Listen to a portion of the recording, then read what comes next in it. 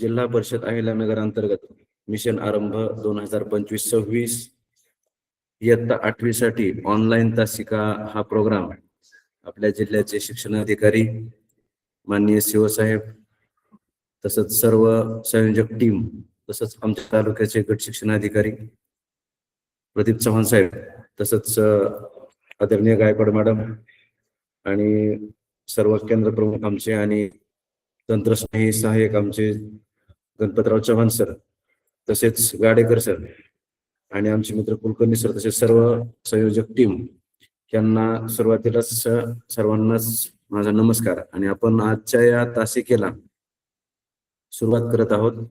तर यामध्ये आपण 12 जानेवारी 2025 ची मिशन आरंभ अंतर्गत जी सराव परीक्षा झाली होती, त्या सराव परीक्षेमधील इंग्रजी हा विषय आपण 2 दिवस पाहणार आहोत. तर त्यामध्ये पाहत असताना आपण प्रश्नपत्रिकांच्या प्रश्नांसोबतच त्या प्रश्नांसाठी आवश्यक असलेला सर्व जो महत्वाचा जो पार्ट आहे, महत्वाचे जे घटक आहेत, त्याच्यासोबतच आपण चर्चा करणार आहोत. तर वेळ न घालवता आपण थेट प्रश्नपत्रिकेकडे जाऊया. पहा, ही जी प्रश्नपत्रिका आहे त्याच्यामध्ये इंग्रजीचा पहिला जो प्रश्न आहे त्याच्यामध्ये आपल्याला पाहायला मिळतंय की fill in the blank by using superlative form. हा डिग्रीचा प्रश्न आहे. डिग्री ऑफ कंपॅरिझन जर आपण पाहिलं तर ह्यामध्ये आपल्याला डिग्री बद्दल सर्वांना शॉर्ट मध्ये जर माहिती पाहिजे असेल तर आपल्याला इथं कोणतं उत्तर येईल. तर आपल्याला पॉझिटिव्ह डिग्री असतं, पहा, जर पॉझिटिव्ह डिग्री असेल तर त्यामध्ये आपण पाहतो फॉर्म कसा असतो, ॲज आणि ॲज असं जोडलेलं असतं क्रियापदाला, किंवा त्यालाच आपण सो ॲजने सुद्धा जोडतो. नंतर कंपॅरेटिव्ह डिग्री जर असेल तर आपण पाहतो की त्याच्यामध्ये क्रियापदाला ER लागतो आणि पुढे द्यान जोडलेलं असतं, किंवा मोर आणि पुढं द्यान जोडलेलं असतं. आणि ज्यावेळेला सुपरलेटिव्ह डिग्री असते, शॉर्टकट मध्ये एवढंच ध्यानात ठेवा.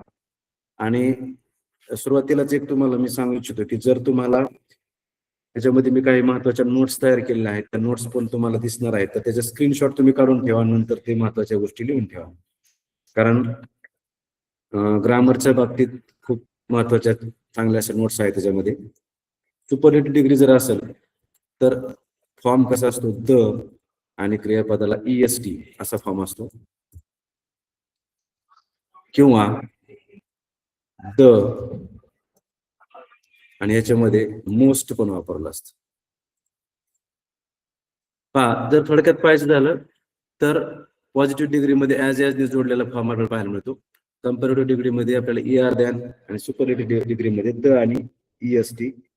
आता जर आपण इथं बारकाईने पाहिलं तर ह्या वाक्यामध्ये आपण पाहू fill in the blank by using superlative form. आपल्याला सुपरलेटिव्ह फॉर्म पाहायचा आहे.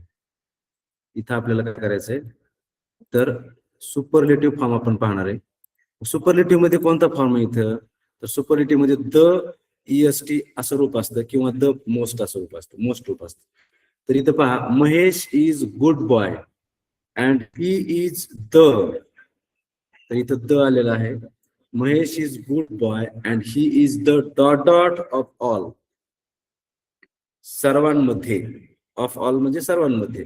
महेश हा चांगला मुलगा आहे आणि तो सर्वांमध्ये कसा आहे, तर पर्याय पहा, इथं पर्याय दिलेला आहे क्लेव्हर, दुसरा पर्याय आहे क्लेव्हरर, तिसरा आहे क्लेव्हरेस्ट आणि चौथा पर्याय आहे मोस्ट क्लेव्हर. तर आपण पाहिलं तर याच्यामध्ये आपण आत्ताच पाहिलं की जर पॉझिटिव्ह डिग्रीमध्ये याचा फॉर्म दिसत नाही आपल्याला, कंपॅरेटिव्ह डिग्रीचा फॉर्म दिसत नाही, सुपरलेटिव्ह डिग्रीचा फॉर्म आपल्याला दिसतोय द EST. मग इथं ईएसटी कुठल्या क्रियापदाच्या रूपाला आहे, तर फक्त पर्याय क्रमांक 3 मधला जो क्रियापदाचं रूप आहे त्याला इथं आपल्याला ईएसटी पाहायला मिळतो. पहा, म्हणजेच पर्याय क्रमांक 3 हे आपलं बरोबर उत्तर आहे. आता जर आपण पाहिलं तर यासाठी महत्वाचं पार्ट म्हणजे डिग्रीचं आपण थोडस, कारण आता समजा तुम्हाला हे वाक्य आलं पण नंतर तुम्हाला वेगळे वाक्य पण येतील, त्यासाठी आपल्याला फार थोडस इथं महत्वाचं आपल्याला पाहायचंय. तर इथं पहा, डिग्री ऑफ कम्पॅरिझन जर आपण पाहिलं त्याच्यामध्ये काय आहे, तर एक शॉर्ट आपण त्या घटकाचे रिव्हिजन पाहतोय की 3 डिग्रीचे प्रकार आहेत: पॉझिटिव्ह डिग्री, कम्पॅरेटिव्ह डिग्री आणि सुपरलेटिव्ह डिग्री. तर यामध्ये तुम्हाला थोडक्यात उदाहरण दिले की example, Ram is as good as Shyam. Comparative मध्ये असा फॉर्म असतो की milk is better than T. Superlative form मध्ये एक उदाहरण दिले तुम्हाला, Rahul is the best boy of all. आता पहा, त्याच्यामध्ये जे आपल्याला रूपांतर करायचंय तर त्यामध्ये अशा काही रूप असतात, आपण ह्या अभ्यासलेले आहेत.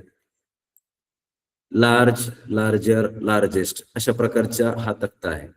तुम्हाला जो महत्वाचा भाग वाटतोय तो तुम्ही स्क्रीनशॉट काढून ठेवू शकता आणि मी नंतर एक लिंक पण टाकेल तुम्हाला, त्याच्यावरती ह्या नोट्स तुम्हाला उपलब्ध होतील. पहा,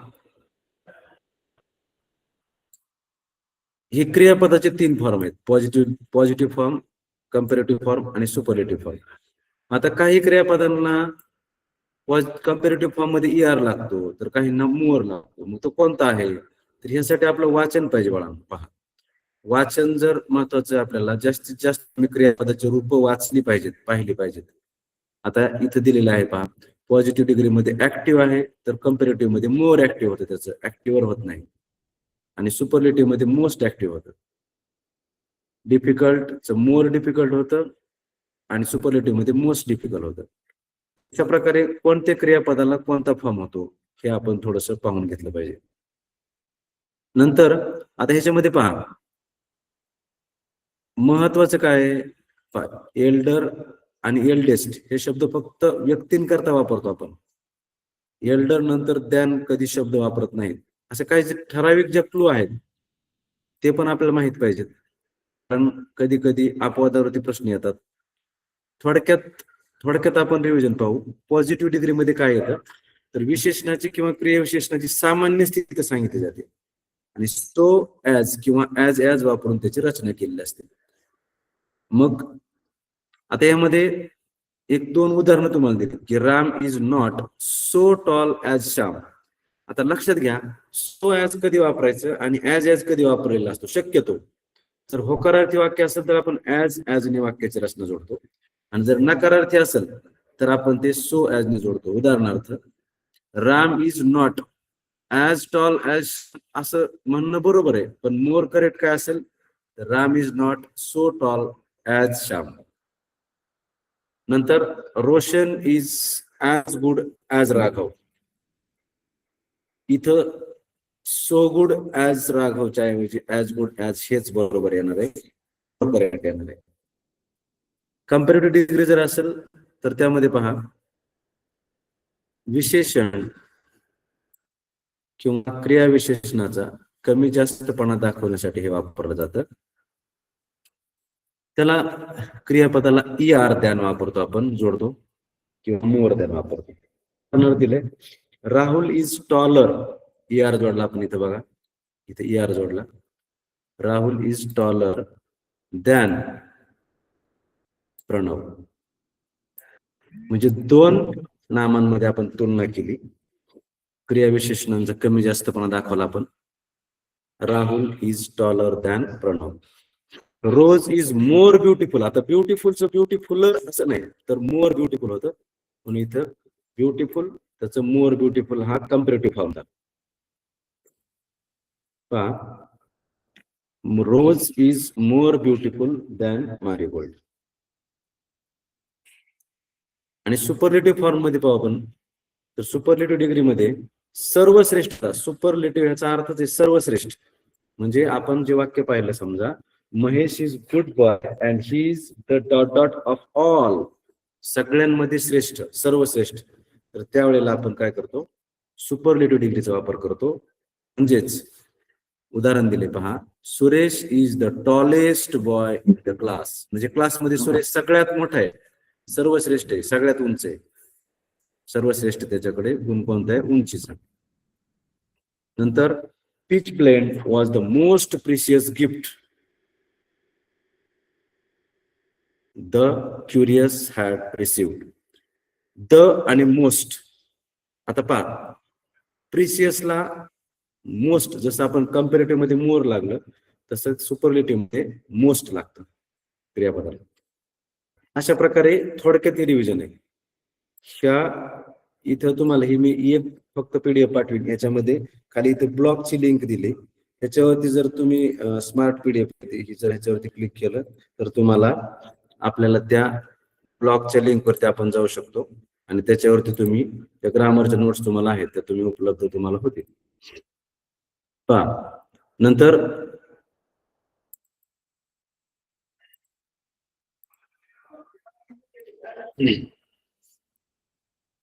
इथं काही उदाहरणं दिलेत खाली, तर त्याच्यामध्ये भरपूर उदाहरणं दिलेत. जर तुम्ही हे उदाहरणं अभ्यासले अशा प्रकारची तर आपल्याला परीक्षेमध्ये याच्यामध्ये आपल्याला अडचण येणार नाही. त्याच्यामध्ये एक महत्वाचं तुम्हाला इथपर्यंत कदाचित एखादं वाक्य येऊ शकतं. मागच्या वेळेस थोडस एका चेंज आपल्या इनडायरेक्ट स्पीचच्या याच्यामध्ये इंट्रोगेटिव्ह प्रश्नाचं इनडायरेक्ट स्पीच आलं, असं एखादा त्याच्यामध्ये पुढचा पार्ट पण येतो. तसं इथं वन ऑफ द पण आहे. वन ऑफ द वापर कधी केला जातो तर सुपरलेटिव्ह डिग्रीचे कंपॅरेटिव्ह आणि पॉझिटिव्ह डिग्रीमध्ये रूपांतर कसं होतं पहा. सुपरलेटिव्ह डिग्रीचं कंपॅरेटिव्ह डिग्रीमध्ये रूपांतर करताना ER दॅन किंवा मोस्ट अदर अशी रचना इथं वापरतो आपण. इथे उदाहरण दिले सुपरलेटिव्हचं. Sachin Tendulkar is one of the richest man in the world. आता ह्याची आपल्याला कंपॅरेटिव्ह डिग्री करताना काय करतो आपण तर वन ऑफ द च्या जागेवर काय बदल करतो पहा, सचिन तेंडुलकर. आता कंपॅरेटिव्ह करायचं आपल्याला तर क्रियापद त्याला ER लावतो आपण, ER दॅन, कारण रिचर होतं. Sachin Tendulkar richer than. आता तो सगळ्यांपेक्षा श्रीमंत आहे म्हणून मोस्ट ऑदर हे सुपरलेटिव्ह मधून कंपॅरेटिव्ह मध्ये येताना मोस्ट ऑदर घेतलं जातं. हे वन ऑफ दच एक अपवादात्मक हा वेगळा आहे थोडासा. Sachin Tendulkar richer than most other men in the world. अशा प्रकारे हे वन ऑफ दच रूपांतर होतं.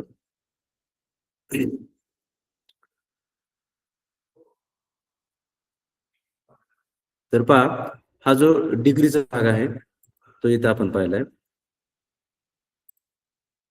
आता दुसरा जो प्रश्न आहे त्याच्यामध्ये पहा,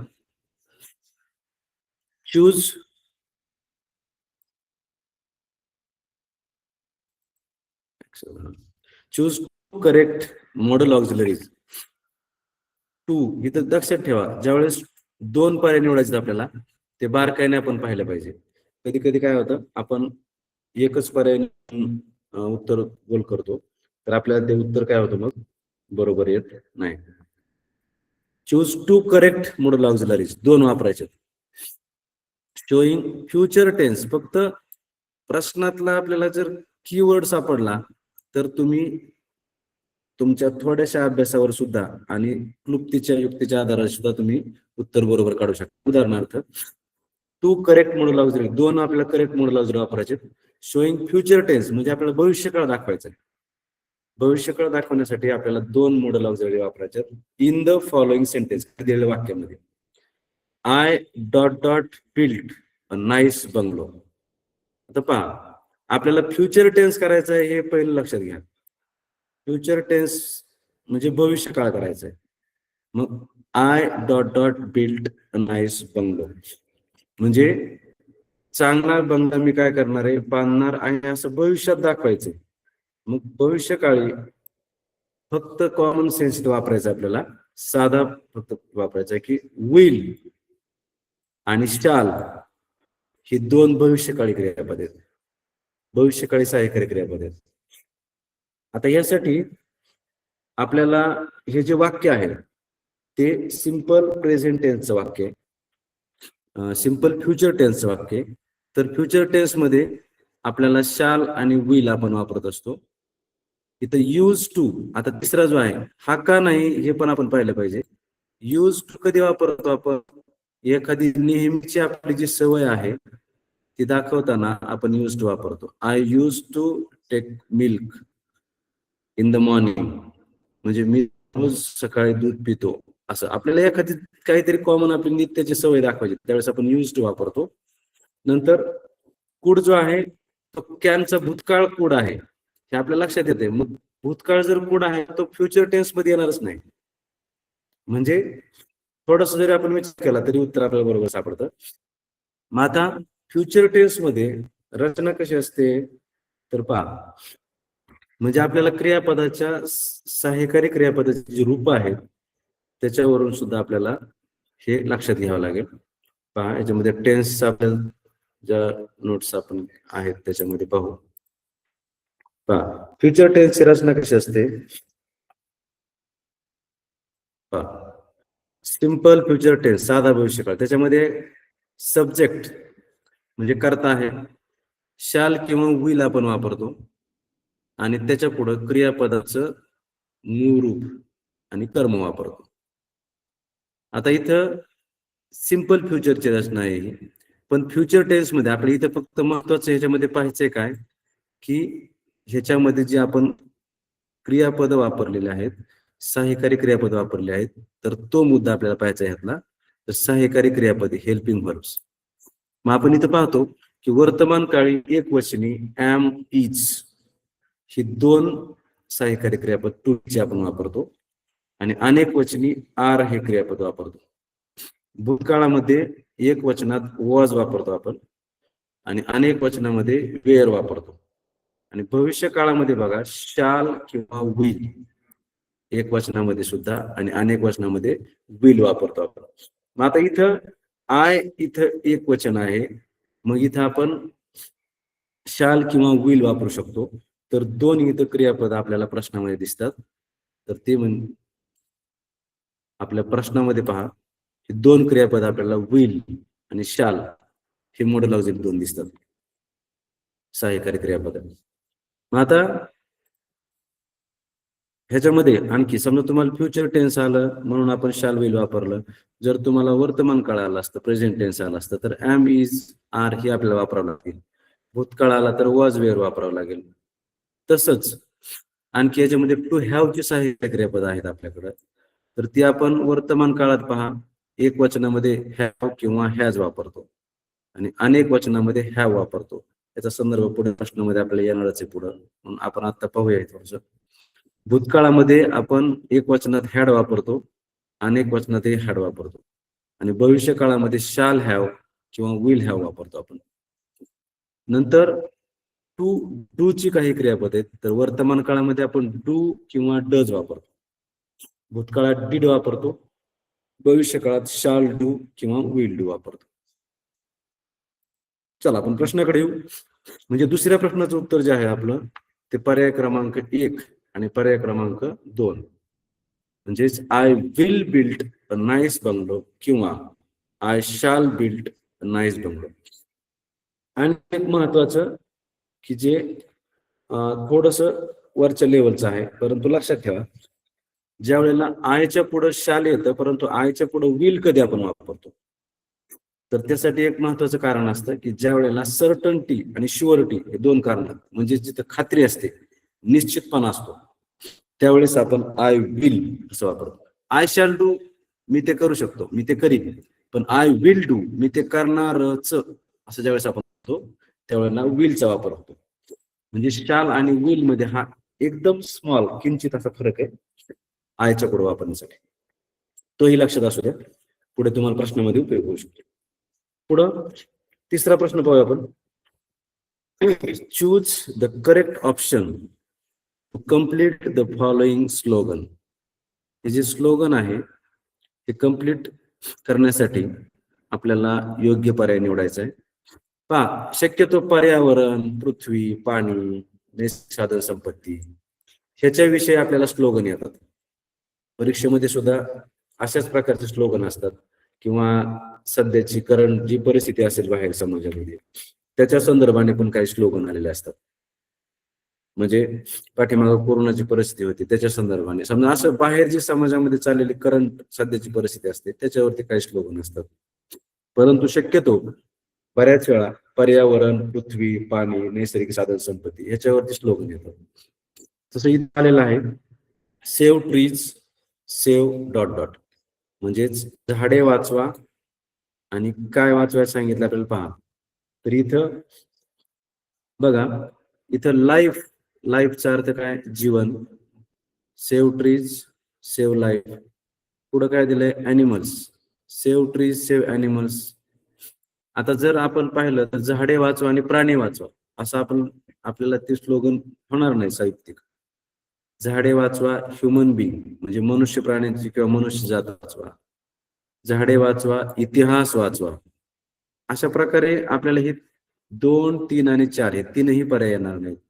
परंतु सेव्ह ट्रीज, झाडे जर वाचवली तर आपलं जीवन मात्र वाचू शकतं. म्हणून सेव्ह ट्रीज, सेव्ह लाईफ हे स्लोगन आहे. जर आपण जास्तीत जास्त स्लोगन वाचले, प्रत्येक प्रश्नासाठी आपण काय अभ्यास करणं गरजेचं आहे ते आपण पाहतोय. तर ह्या स्लोगनच्या संदर्भाने जो प्रश्न आहे त्याच्यासाठी आपल्याला जास्तीत जास्त स्लोगन आपल्या नजरेखालून घातली पाहिजेत, वाचली पाहिजेत. चौथा प्रश्न पाहू पुढचा आपण. Read the following sentence and choose the correct alternative. म्हणजे खालील वाक्य वाचा आणि योग्य पर्याय निवडा. I dot dot English grammar. आता पहा, इथं आपण थोडं जरी आपल्याला ग्रामरचं माहिती असेल तरी आपण इथं उत्तर शोधू शकतो. आता इथे बघा, आपण पर्यायाकडे जाऊ. इथे दिले आय एम स्टडींग. मी इंग्रजी व्याकरण शिकत आहे. I am studying English grammar. पुढे घेतलं समजा आय एम बीइंग, ही रचना नसते. आय एम पण आणि त्याच्या पुढे बीइंग ही रचना नाही. इज बघा, आता आयच्या पुढं हा एकदम साधा भाग आहे. आयच्या पुढे इज कधीच येत नाही, म्हणजे हा पर्याय आपला कट झाला. बघा, नंतर आयच्या पुढं आर कधीच येत नाही कारण हे अनेक वचन आहे. आत्ताच आपण एक तक्ता पाहिला त्याच्यामध्ये पहा. आता हे सर्वनाम आणि त्याच्या पुढं कोणती क्रियापद स्वरूप येतं आपण इथं पाहू जरा. पहा,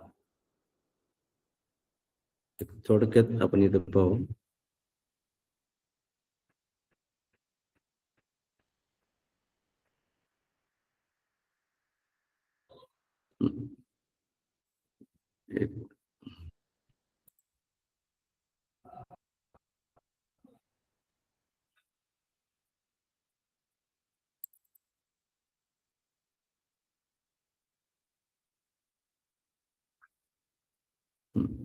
ठीक आहे, त्याच्यामधलं पार्ट सांगतो तुम्हाला पाठीमागच्या आपल्या तक्त्यातला. जर पहा, प्रथम पुरुषी आय एक वचनी, अनेक वचनी वी, द्वितीय पुरुषी यू, अनेक वचनी यू, तृतीय पुरुषी ही, शी, इट आणि अनेक वचनी दे. आता एक काम लक्षात ठेवा की एम इज आर आपण आता जे तुम्हाला खाली सहाय्यकारी क्रियापद सांगितली लक्षात ठेवा. तर ह्याच्यामध्ये आयच्या पुढं नेहमी एम हेच सहाय्यकारी क्रियापद येतं. आयच्या पुढं नेहमी एम हे सहाय्यकारी क्रियापद येतं. नंतर वी जे आपण पाहिलं अनेक वचनी त्याच्या पुढं आर हे अनेक वचन आहे. मग वी अनेक वचन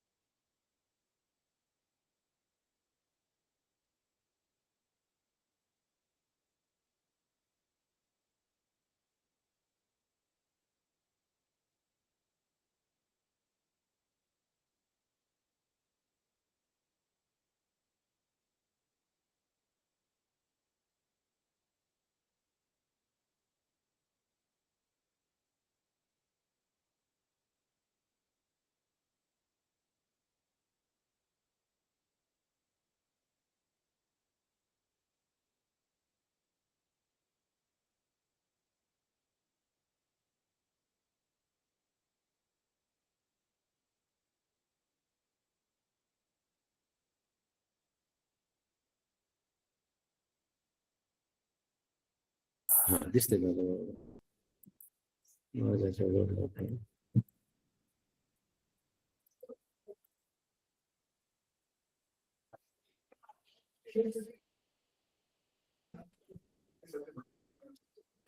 स्क्रीन दिसते का पहा.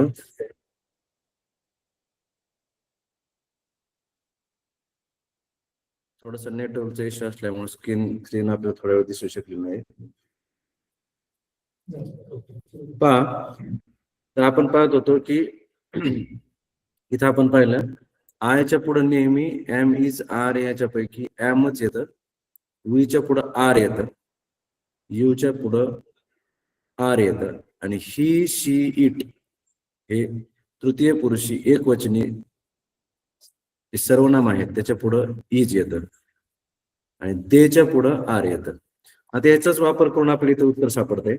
तर इथं आपण जर पाहिलं तर काय उत्तर येणार आहे बघा, I dot dot English grammar. तर इथं उत्तर येणार आहे I am studying, I am studying.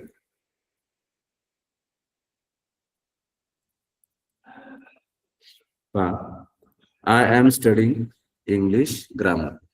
अशा प्रकारे इथं उत्तर येणार आहे. पुढचा 5वा प्रश्न पाहूया. Complete the following dialogue with option below. खाली तुम्हाला एक संवाद दिलाय छोटासा 2 वाक्याचा.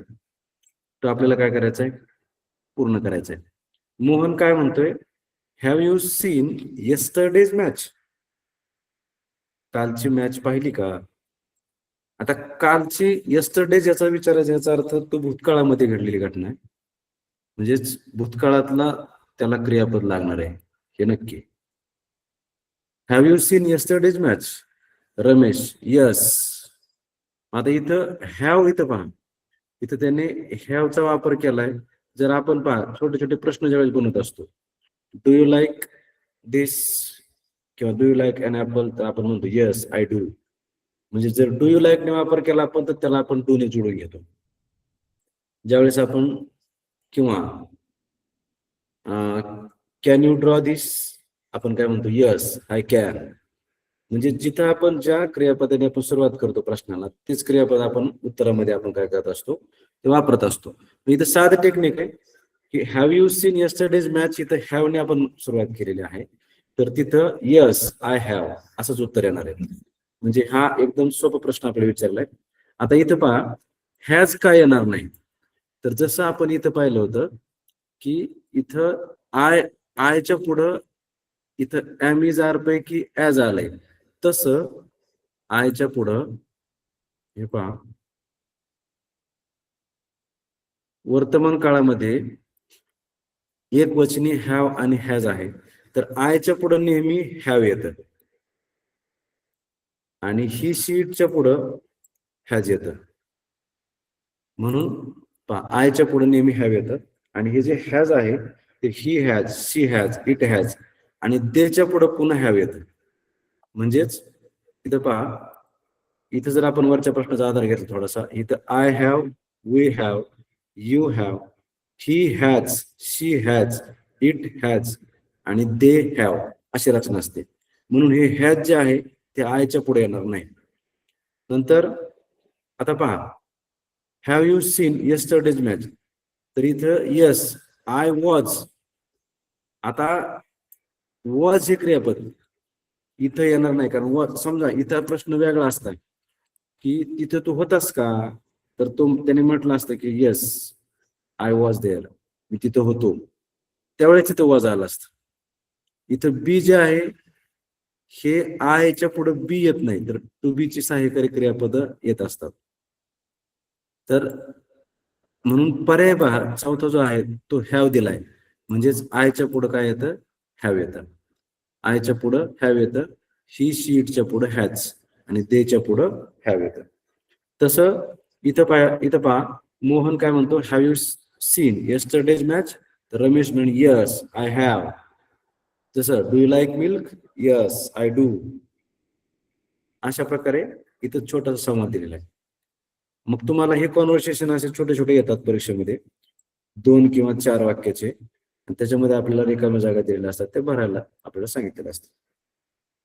पहा, पुढचा 6वा प्रश्न आहे, 6 आणि 7, instructions for question number 6 and 7 असं म्हणले बघा. म्हणजे इथं 2 प्रश्न विचारलेत आणि इथं 70 to 80 वर्ड्सचा प्रोज म्हणजे एक उतारा दिलेला आहे. आणि हा जो घटक आहे तो आपण पाठीमागं ऑनलाईन तासामध्ये मीच आपल्याशी चर्चा केली होती या घटकावरती, तर आपण तो घटक व्यवस्थित पाहिलाय. तरी सुद्धा आपण थोडस त्याची रिव्हिजन पाहणार आहे की हा जो उत्तरा घटक आहे तो आपल्या हातातले मार्क असतात, तिथंच प्रश्नाची उत्तर असतात, फक्त शोधायचं असतं. तर त्यासाठी काय करायला पाहिजे, तर त्यासाठी आपल्याला थोडस त्याचं सोडवायचं कसं ते आपल्याला पाहायचंय. तर उत्तरामध्ये आपण ज्यावेळेस पाहतो त्यावेळेस पहा, पॅसेज मे इन्क्लूड, म्हणजे पॅसेज मध्ये नेमकं काय काय दिलेलं असतं. पहा, पॅसेज मध्ये नेमकं काय असतं, तर सायन्स विषयी माहिती असते, हिस्ट्री किंवा हवामान त्याचा अंदाज, वेदर रिपोर्ट असतो, ऍडव्हर्टाइजमेंट एखादी जाहिरात असते, किंवा डे टू डे एक्सपिरियन्स काहीतरी दैनंदिन जीवनातला अनुभव, अशा प्रकारचे आपल्याला उत्तर दिलेले असतात. मग त्या उत्तरामध्ये आपल्याला काय करायचंय, तर उतारा सोडवत असताना हे त्रिसूत्री, आणि त्याच्या सोबतच मी एक तुम्हाला आणखी एक महत्वाचा मुद्दा सांगितला होता की ज्या वेळेला आपण उतार्यावरचे प्रश्न सोडवतो त्यावेळेला आपल्याला काय करायचंय, तर सुरुवातीला उतारा आपल्याला वाचायचा नाही. तर त्याला सुरुवातीला आपण काय सांगितलं की उतारा वाचण्याच्या अगोदर आपल्याला प्रश्न आणि त्याचे पर्याय पाहून घ्यायचे. काय कारण आहे त्याचं? तर प्रश्न आणि पर्याय जर आपण पाहून घेतले तर पुन्हा उतारा ज्यावेळेस आपण सोडवायला किंवा वाचायला जातो, स्किमिंग करायला जातो, त्यावेळेला त्याच्यातील काही उत्तर आपल्याला लगेच सापडतात. म्हणून अगोदर प्रश्न आणि त्याचे पर्याय पाहून घ्यायचे. म्हणजेच पहा, उतारा सोडवण्यासाठी पहिल्यांदाच त्याच्यानंतर मग आपण स्किमिंग करायचंय. स्किमिंग म्हणजे काय? Read the passage quickly to get general idea. म्हणजे आपल्याला तो पॅसेज जो आहे तो क्विकली म्हणजे एकदम कमी वेळात तो फक्त आपल्याला ओव्हरलुक करून घ्यायचा आहे आणि जनरल आयडिया आपल्याला समजते की हा उतारा समजा शाळेसंबंधी आहे, हा उतारा वृक्षांसंबंधी आहे, हा उतारा पावसासंबंधी आहे, हा उतारा एखादी जाहिरात आहे. अशा प्रकारे नेमकं सेंट्रल आयडिया काय त्याची, ते आपल्याला जनरल आयडिया काय ते कळते. नंतर दुसरी स्टेप आहे ते म्हणजे स्कॅनिंग. स्कॅनिंग म्हणजे काय? तर slow and purposeful reading to know details. म्हणजेच आपल्याला सावकाश रिडिंग करायचंय आणि हेतुपूर्वक त्याच्यामधली जी माहिती आहे ती आपल्याला इन डिटेल आपल्याला पाहिजे. त्याच्यासाठी कॉन्टेक्स्च्युअल मिनिंग पाहायचं आहे.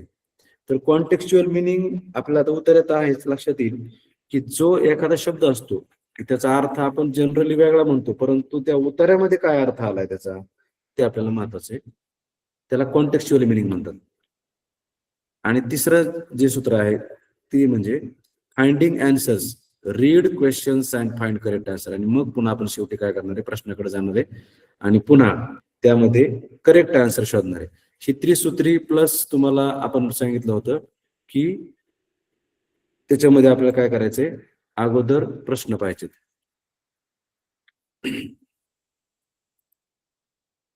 पहा, मग आपण त्याच्यानुसार जाऊ. तर प्रश्न अगोदर पाहू. 6 नंबरचा प्रश्न आहे, choose the correct option for the given sentence. म्हणजे दिलेलं जे वाक्य आहे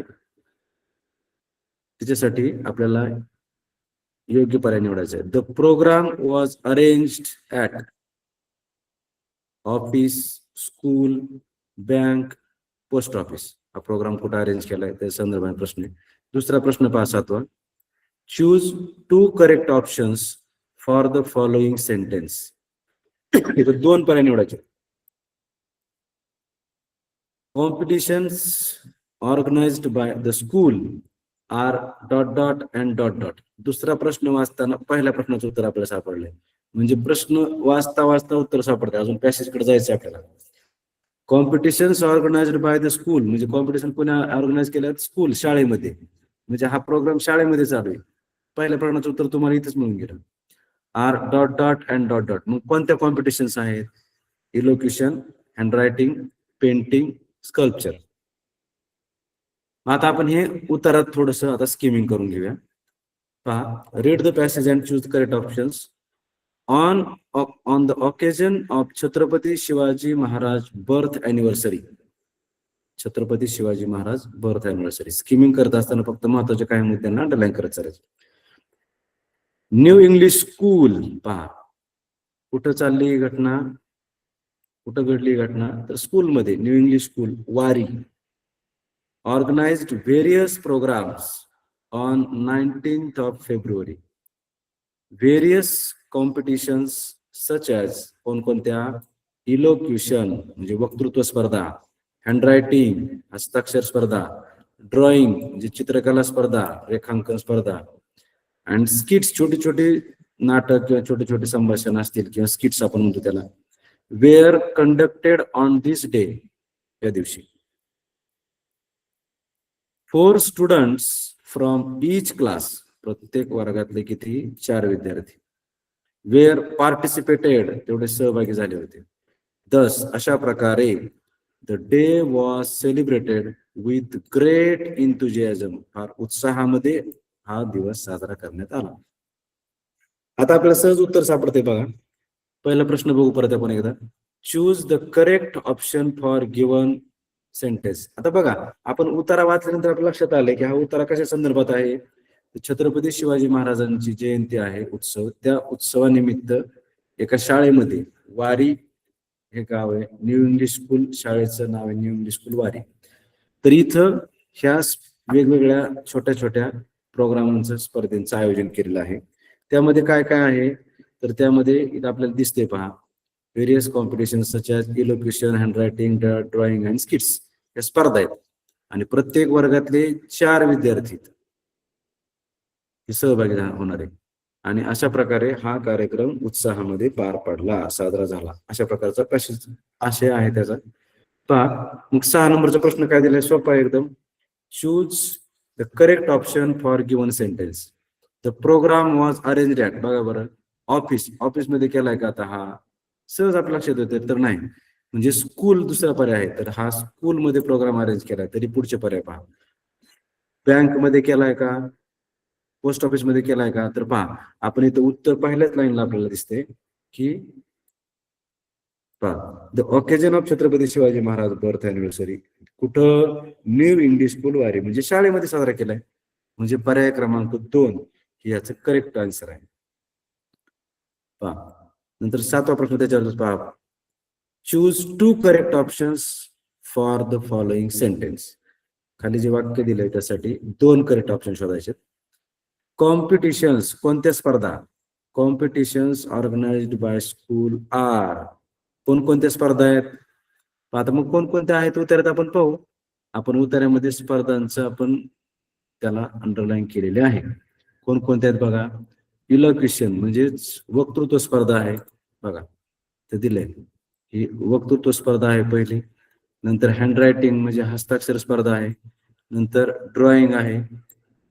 नंतर इथं स्किट्स सादरीकरणची स्पर्धा आहे. या 4 प्रकारच्या स्पर्धा आहेत. मग आता ह्यांनी 4 कुठं कोणते आहेत पर्याय, त्याच्यामधले आपल्याला काय करायचे, 2च पर्याय बरोबर शोधायचे. तर पहिलं दिलंय इलोक्युशन, तर आपल्या लिस्टमध्ये आहे का, आहे. हँडरायटिंग आहे का आपल्या लिस्टमध्ये, आहे. पहा पेंटिंग, आता पेंटिंग आहे का, पहा इथं ड्रॉइंग आहे, ड्रॉइंग म्हणजेच रेखांकन चित्रकला, परंतु पेंटिंगची स्पर्धा नाही. तुम्हाला थोडस इथं कन्फ्युजन मध्ये टाकलंय, पण इथं पेंटिंग आपल्याला त्याच्यामध्ये नाही. आणि स्कल्पचर म्हणजे काय, तर शिल्पकला, शिल्पकला सुद्धा याच्यामध्ये दिलेली नाही. म्हणजेच पर्याय क्रमांक 1 आणि 2 हे पर्याय जे आहेत ते आपले बरोबर उत्तर आहे. पहा त्याच्यानंतर पुढचा जो आहे तो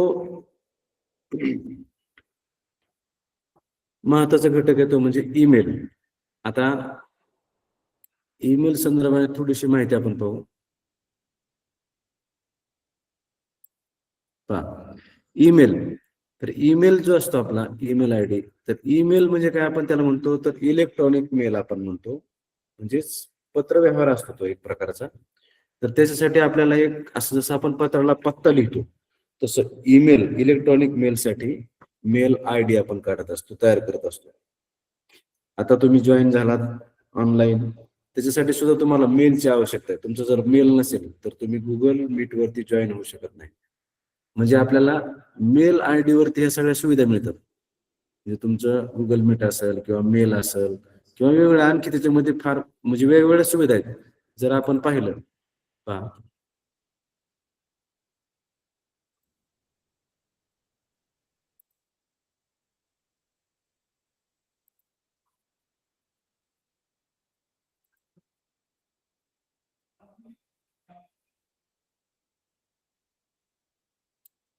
पहा इथं जर आपण क्लिक केलं तर तुम्हाला इथे दिसतंय पहा.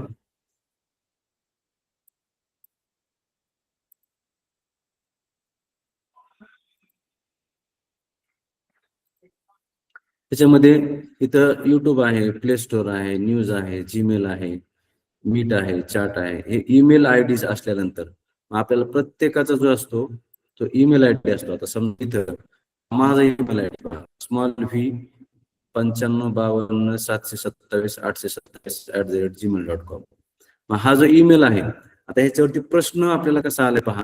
तर ईमेल आपण काय करतो, शक्यतो बऱ्याच वेळा ईमेल जो आहे तो आपण काय करतो, पाहतो आणि त्याच्यामध्ये काय काय असतं, इनबॉक्स मध्ये काय असतं, अशा प्रकारे आपण पाहतो. समजा हा ईमेलचा इनबॉक्सचा आपण जो पाहतो, तर ईमेलचा इनबॉक्सचा तुम्हाला दिसते सर. ईमेलची इनबॉक्सची विंडो कशी दिसते पहा, आपण पाहू उघडून थोडीशी. तर ह्याच्यामध्ये काय दिसतं आपल्याला, इनबॉक्स, त्याच्यामध्ये संख्या दिसते, म्हणजे एवढे मेल आपल्या इनबॉक्स मध्ये आहेत, स्टार्ट किती आहेत, स्नूज किती आहेत, इम्पॉर्टंट, हे सगळं आपण अभ्यास करतो. परंतु प्रश्न कसा विचारलाय त्यांनी पहा, प्रश्न विचारलाय कशावरती, आपल्या ईमेल ऍड्रेसवर प्रश्न विचारलाय. म्हणजे आपण प्रश्नाचं स्वरूप नीट बारकाईने लक्षात घेतलं पाहिजे की कशा प्रकारचा प्रश्न येतोय. आता इथं बघा, तर प्रश्न काय दिलाय बघा, तर which of the following is the correct email I D. म्हणजे ईमेल आय डी दिलेत तुम्हाला, पण ह्याच्यामधला बरोबर कोणता आहे, करेक्ट कोणता आहे. तर ईमेल जो आहे त्यासाठी काय थोडेसे नियम ते आपण पाहू, की याच्यामध्ये काय असतं, ईमेल आय डी मध्ये पहिल्यांदा समजा मी आता जस्ट तुम्हाला माझा ईमेल आय डी सांगितला, तसं तुमचा प्रत्येकाचा ईमेल आय डी आहे.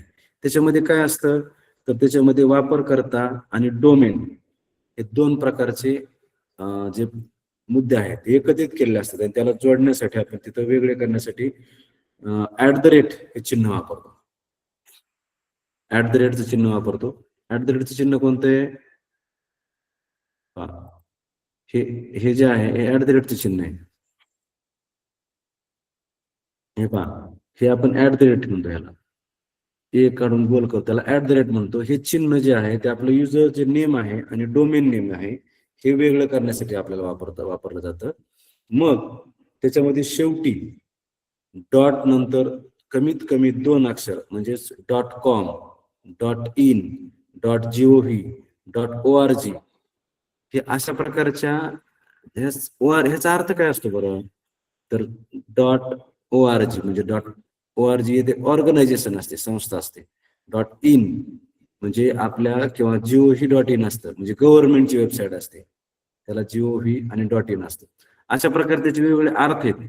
परंतु आपल्याला एवढं लक्षात आलं पाहिजे की समजा युजर नेम आणि जे डोमेन आहे त्याला मध्ये @ ने जोडलेलं असतं. दुसरा एक महत्वाचा नियम त्याच्यामध्ये लक्षात ठेवायचा आहे, शक्यतो याच्यामध्ये कुठंच स्पेस नसतो, स्पेस अलाव केला जात नाही ईमेल ऍड्रेससाठी. नंतर ह्याच्यामध्ये स्मॉल लेटर सगळे दिलेले असतात, आणि एवढा जरी एक तुम्हाला साधा सोपा नियम जर माहित असेल तरी तुम्ही इथे लगेच लक्षात घेऊ शकता. 1, 2 आणि 4 मध्ये तुम्हाला कॅपिटल अक्षर पाहायला मिळतील, आणि फक्त तिसऱ्या ईमेल मध्ये सगळे स्मॉल अक्षर आहेत, आणि युजर नेम आणि डोमेनच्या मध्ये @ आहे आणि .com पुढे दिलेलं आहे. म्हणजेच आपला जो मेल आहे तो, आता बघा एकूण, आता हे पण माहित थोडस तुम्हाला सांगतो घाण्याला म्हणून, की ईमेल जो आहे त्याच्यामध्ये एकूण वर्ण आपण किती लिटर वापरू शकतो, तर एकूण 320 लिटर आपण वापरू शकतो, त्याच्यापेक्षा जास्त वापरू शकत नाही. मग नंतर स्थानिक म्हणजे आपण जे नाव घेतो, डोमेन युजर नेम घेतो, त्याच्यामध्ये जास्तीत जास्त युजर नेम मध्ये आपण काय करू शकतो, 64 वापरू शकतो, आणि डोमेन मध्ये 255 वापरू शकतो. एवढे अक्षर आपण वापरू शकतो, त्याच्यापेक्षा जास्त आपण वापरू शकत नाही. नंतर स्पेस, सगळ्यात महत्वाचा मुद्दा म्हणजे कोणत्याही अक्षरामध्ये आपल्याला स्पेस देता येत नाही, स्पेस नसतो, अंतर नसतं, डिस्टन्स दिलेलं नसतं. मग ह्याच्यामधला जर आपण पाहिला तर बरोबर जो पर्याय दिसतो आपल्याला तो फक्त कोणता आहे, तर 3 नंबरचा पर्याय, या सगळ्या नियमांचा जर आपण विचार केला तर. नंतर पुढचा प्रश्न आहे, complete the following alphabet. Alphabet हँगर आहे पहा, अल्फाबेट हँगर म्हणजे काय, इथं अल्फाबेट्स दिलेत ABCDEF अशा प्रकारचे अल्फाबेट दिलेत, आणि त्याच्यावरनं काय केलंय, तर खाली काही नावं दिलेत. मग ते नेमके कोणत्या प्रकारचे दिलेत, काय दिलंय, हे आपण बारकाईने जर पाहिलं तर आपल्या सहज लक्षात येईल. ए आणि खाली ऍस दिलंय, ऍस म्हणजे काय, गाढव. बी बुल म्हणजे बैल, ऑक्स. सी त्याच्या खाली काय पाठी दिली नावाची, कॅट म्हणजे मांजर. डी त्याच्या खाली काय दिले, डॉग. आता ह्या 4 अक्षरावरून आपल्याला लक्षात येते की हे अल्फाबेट आणि त्याच्या खाली जी नावं दिलेत, ते पाट्या दिलेत, तर ते कशा संदर्भात आहेत, तर ते पेट ॲनिमल्स आहेत. म्हणजे काय, पाळीव प्राणी, पेट ॲनिमल्स आहेत ते. मग आता आपल्याला इथं एच आणि एस ह्याच्यासाठी सुद्धा काय पाहिजेत, पेट ॲनिमल्स पाहिजेत, पाळीव प्राणी पाहिजेत. मग आता एच वर्ण काय प्राण्याचं नाव आहे? तर आता इथं तुम्हाला चारही पर्यायात एच वर्ण आणि एस वर्ण नाव दिले. आपण पहिला पर्याय जर पाहिला तर त्याच्यामध्ये काय दिले बघा, हायना. हायना म्हणजे काय? तरस. तरस मला नाही वाटत कोण पाळते आपल्याकडे, कारण तरस आला तरी लोक घाबरून बिबटे म्हणून पळतात. आता आपण पाहिलेच जवळपास. परंतु हे जंगली प्राणी, वाईल्ड अॅनिमल्स, पेट अॅनिमल्स, वाईल्ड अॅनिमल्स आपण पाहतो. स्नेक तो सुद्धा शक्यतो आपण काय पाळत नाही, पाळीव प्राणी नाही. नंतर हेअर, हेअर म्हणजे ससा. आपण पाहतो ना गोष्ट, हेअर अँड टॉर्टस किंवा टॉर्टॉइज. स्वॅन, हंस पक्षी. आता हॉर्स, याच्यावरनं हॉर्स दिलाय. हॉर्स म्हणजे घोडा. आणि शिप, शिप म्हणजे मेंढी. नंतर हिप्पो, हिप्पोपोटॅमस म्हणजे पानघोडा. आणि स्क्विरल, स्क्विरल म्हणजे खारुताई. आता ह्याच्यापैकी पाळीव प्राणी कोणते ते आपल्याला लगेच लक्षात येते की आपल्यामध्ये जर आपण पाहिलं पर्याय क्रमांक 3 मध्ये बघा, हॉर्स म्हणजे घोडा आपण पाळतो आणि शिप म्हणजे मेंढी आपण पाळतो. ते दोन्ही पण एच वर्ण हॉर्स आहे आणि एस वर्ण शिप आहे. म्हणजे अशा प्रकारे एकदम सोपा प्रश्न आपल्याला दिलेला आहे. पाळीव प्राणी आणि वाईल्ड अॅनिमल्स आणि पेट अॅनिमल्स हे आपल्याला समजलेत का? किंवा कोणते ह्याच्याऐवजी वेगवेगळे पण आपल्याला चार्ट किंवा वेगवेगळे प्रश्न ह्याच्यावरती येऊ शकतो. आपल्याला पाहतो आपण प्राण्यांचे, पक्ष्यांचे आवाज, त्यांचे गरदर्शक शब्द असतील किंवा त्यांचे पिल्ल असतील, याच्या संदर्भाने प्रश्न येतात अशा प्रकारे. नंतर पहा, त्याच्या पुढं आणखी प्रश्न आहेत, तर तो आपण भाग पाहणार आहे. परंतु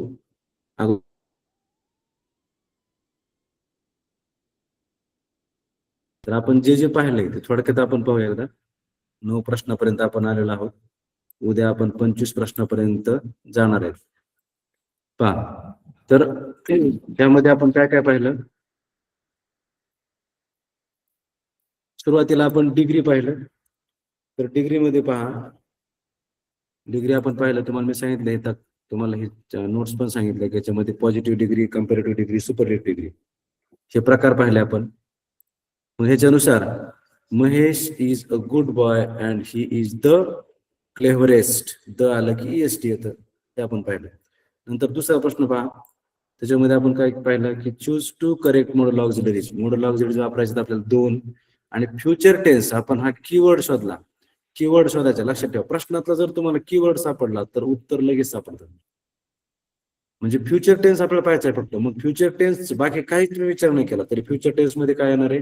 विल आणि शाल एवढंच फक्त फ्युचर टेन्स मध्ये येणार आहे. म्हणून I will build a nice bungalow किंवा आय शाल बिल्ड अ नाईस बंगलो. आणि तुम्हाला तो थोडासा सूक्ष्म फरक पण सांगितला की ज्यावेळेस सर्टन्टी, शुअरिटी असते त्यावेळेस आयच्या पुढे विल येतं आणि करील फक्त खात्री नसते त्यावेळेस आपण शाल वापरतो. नंतर तिसरा प्रश्न पहा, choose the correct option to complete the following slogan. Save trees, save life. पृथ्वीवरती सेव्ह अर्थ असा पण कधी कधी प्रश्न येतो, पर्यावरणाविषयी प्रश्न येतात, असं आपण पाहिलंय की त्याच्यावरती स्लोगन्स येतात. Read the following sentence and choose the correct alternative. I dot dot English grammar. जिथं आपण पाहिलं आयच्या पुढे एम येतं, वीच्या पुढे आर येतं, यूच्या पुढे आर येतं. आणि ही शीट एक वचनी आहे, ते सर्वनाम तृतीय पुरुषी, त्याच्या पुढं इज येतं आणि देच्या पुढे आर येतं. म्हणून इथं आयच्या पुढे एमच येणार आहे, म्हणून आय एम स्टडिंग. आणि हा चालू काळ आहे. जिथं ING येतं त्याचं ING हे चालू काळाचं लक्षण आहे. तर हा चालू वर्तमान काळ आहे. I am studying English grammar म्हणजे मी इंग्रजी व्याकरण शिकत आहे. आता सध्या आपण वी आर स्टडिंग.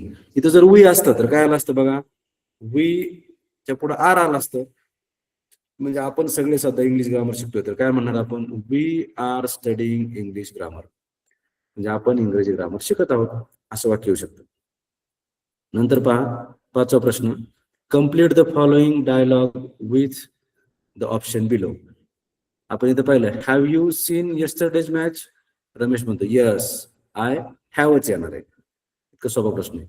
नंतर आपण पॅसेज पाहिला, पॅसेजची त्रिसूत्री पाहिली. तुम्हाला पॅसेज मध्ये आपण त्रिसूत्री पण पाहिली की काय काय करायचंय.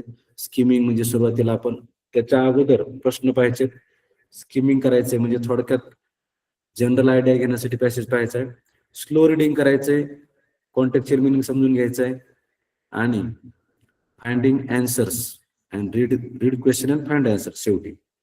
हा पॅसेज जो आहे तो पॅसेज या प्रकारे सोडवायचा आहे. म्हणून the programme was arrange at तो स्कूलमध्ये प्रोग्राम आहे छत्रपती शिवाजी महाराज जयंतीचा. नंतर choose 2 correct options for the following competitions organised by the school are. कोणकोणते आहेत? इलोक्युशन आहे आणि हँड रायटिंग आहे, पेंटिंग स्कल्पचर नाही. नंतर which of the following is the correct email I D. म्हणजे ईमेल आय डी कोणता बरोबर आहे त्याचे तुम्हाला नियम सांगितले की त्याच्यामध्ये स्मॉल कॅरेक्टर्स असतात, शक्यतो स्मॉल अक्षर असतात, @ वापरलेलं असतं, स्पेस नसतो, अशा प्रकारे त्याचे नियम आहेत. त्याच्यामध्ये तुम्ही अंक सुद्धा वापरू शकता, अक्षर सुद्धा वापरू शकता, फक्त स्पेस देता येत नाही. नंतर म्हणजेच नितीन साठे @gmail.com हा ईमेल बरोबर आहे. कम्प्लीट द फॉलोइंग अल्फाबेट हँगर. अल्फाबेटचा जो हँगर आहे, तरंगचित्र आहे, त्याबरोबर पूर्ण करायचंय. ए वर्ण ऍस आहे, B bull, C cat, D dog, H वर्ण आपण पाहिलं पाळीव प्राणी हॉर्स आणि एस वरून sheep. Pet animals, wild animals, Naravane हा प्रश्न होता. तर अशा प्रकारे आपण हे 9 प्रश्न इथं आपण पाहिलेत. 10 नंबरच्या प्रश्नापासून आपण उद्या पाहणार आहोत. तर सर्वांना शुभरात्री आणि सर्व संयोजक टीमचे हार्दिक आभार. भेटूया उद्या.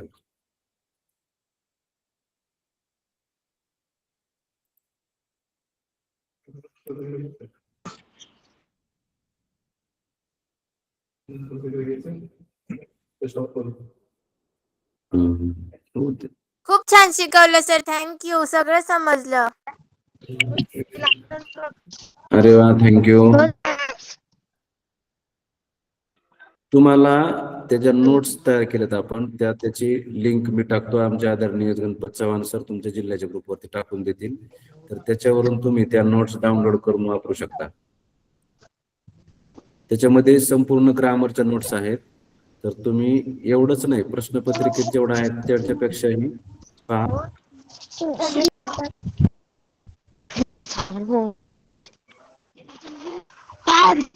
Hello sir.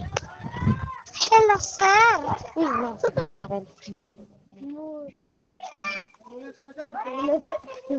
खूप छान शिकवलं सर.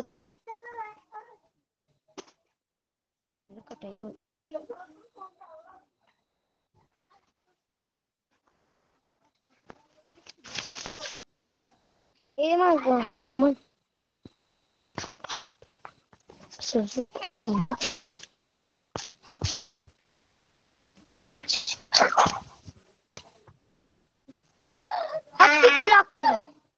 गिअर